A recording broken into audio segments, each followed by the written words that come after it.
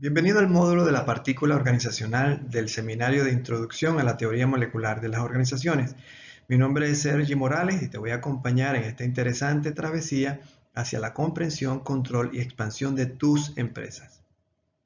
Luego de años de estudio y análisis, pudimos observar que el colapso de las empresas sucede frecuentemente luego de una expansión no controlada. Por esto es importante que adquieras la capacidad de controlar los factores que operan en tus empresas para que puedas lograr una expansión que perdure en el tiempo.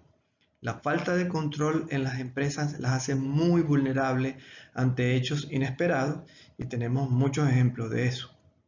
Para controlar una situación o toda una empresa se debe comprender qué está ocurriendo dentro y fuera de ella. Si se comprende algo, se puede controlar. Si se controla, se puede expandir. Veamos ahora cómo se desarrolló la ciencia y si tiene algún parecido con lo que vas a aprender en este seminario. Desde hace más de 2500 años, el hombre ha pretendido descubrir las leyes que gobiernan el universo analizando lo que observaba.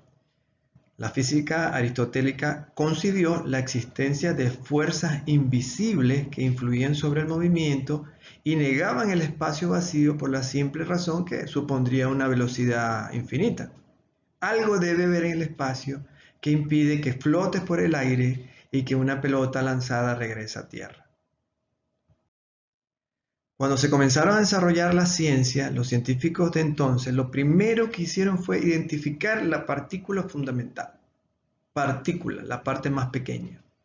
Por ejemplo, los físicos descubrieron que la materia estaba compuesta de átomos y moléculas. Y gracias a estos descubrimientos lograron comprender la composición de la materia, cuáles eran las leyes que permitían predecir sus movimientos, y así es como el hombre logró llegar a la luna.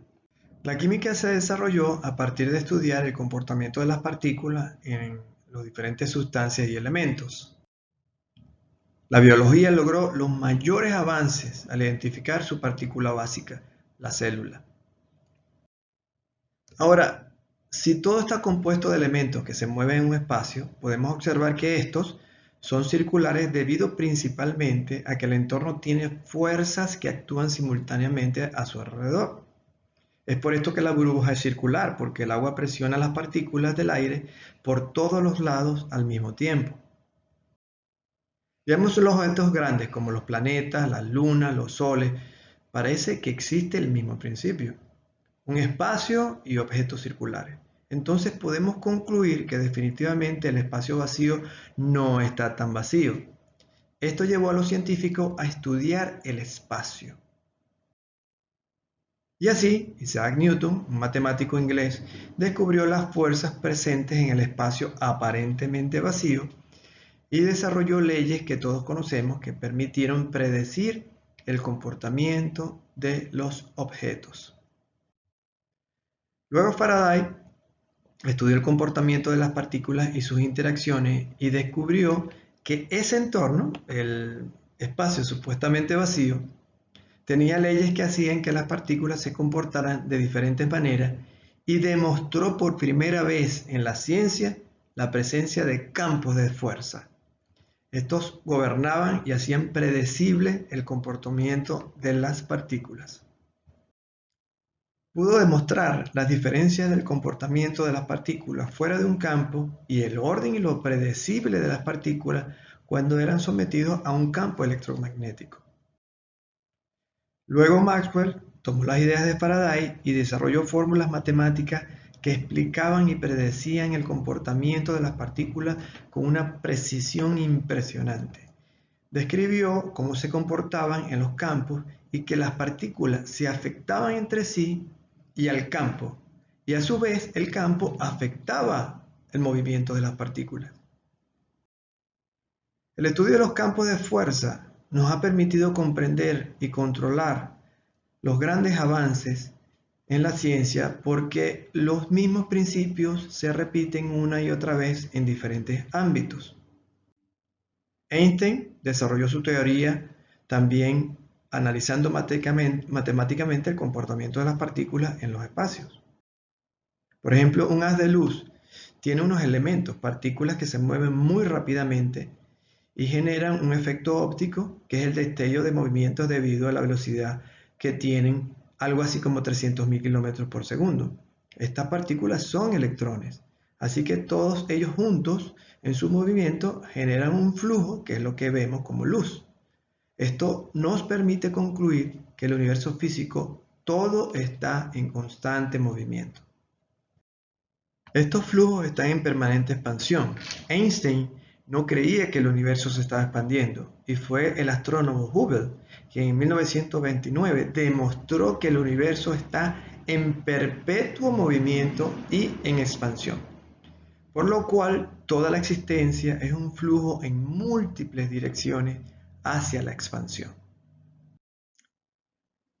Es por esto que el estudio de los fluidos se basó en el movimiento de las partículas dentro de los flujos, lo que contribuyó significativamente al desarrollo de la humanidad. Entonces, si todo se está desarrollando a partir de la definición de la partícula fundamental,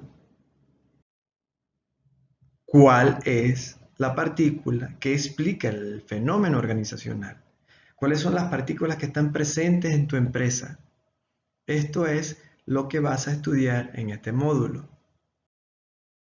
El modelo molecular te va a explicar cómo se desarrolla el flujo de partículas en tu empresa para que puedas comprender exactamente cómo ocurre, cómo la controlas y expandir tu empresa de forma perdurable en el tiempo.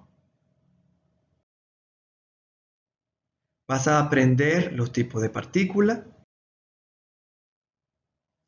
cuáles son sus características, cómo se unen, cómo se conforman en una masa de partículas, cómo interaccionan entre sí, qué las mantiene unidas. Así que la teoría molecular de las organizaciones plantea por primera vez en la historia de la ciencia la unidad de análisis para el estudio y comprensión del funcionamiento de las empresas. Y esta es la partícula organizacional.